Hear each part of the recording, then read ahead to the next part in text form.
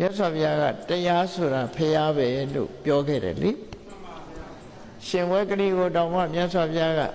ယောဓမ္မပတ္တိသောမပတ္တိဓမ္မကိုတွေ့မှငါ့ကိုတွေ့မှ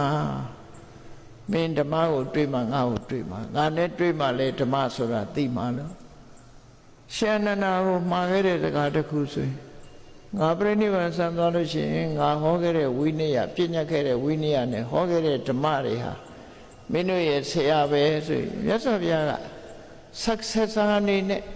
ယာတုဆက်ခံဖို့ရပုဂ္ဂိုလ်ကိုမရွေးခဲ့ဘူးဓမ္မဝိနည်းကိုသာရွေးခဲ့တာဖြစ်တယ်အခုခေတ်ကျတော့လူကိုပဲရွေးကြတယ်လေသမထတူငြိမ်းစားယူသွားရင်နောက်သမထပုဂ္ဂိုလ်ပဲမဟုတ်လား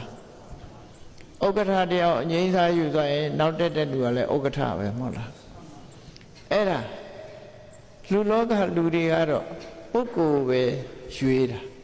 မြတ်စွာဘုရားကပုဂ္ဂိုလ်ကိုမရွေးခဲ့ဘူးဓမ္မကိုပဲရွေးခဲ့တယ်ဒါကို successor လို့ခေါ်တယ်ယာရုဆက်ခံသူမြတ်စွာဘုရားယာရုဆက်ခံတာဘယ်သူလဲလို့မေးရင်ဓမ္မဝိနည်း